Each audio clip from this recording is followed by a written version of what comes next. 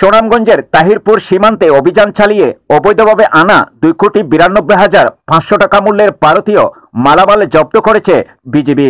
বৃহস্পতিবার বিকালে Sunamganj battalion 28 BGB থেকে গণমাধ্যমে পাঠানো এক প্রেস বিজ্ঞপ্তিতে এ তথ্য জানানো হয়।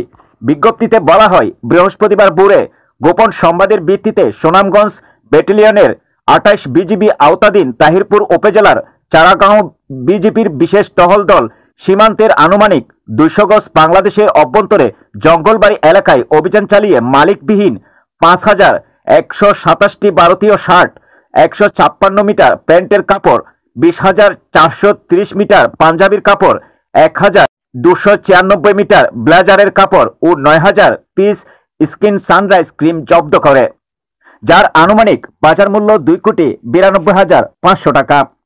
সুনামগঞ্জ ব্যাটালিয়নের 28 বিজিবি অধিনায়ক লেফটেন্যান্ট কর্নেল AKM জাকিরিয়া খাদির বলেন, সীমান্তে নিরাপত্তা রক্ষা ও চোরাচালান প্রতিরোধে বিজিবির আভিযানিক কার্যক্রম ও গোয়েন্দা তৎপরতা অব্যাহত রয়েছে।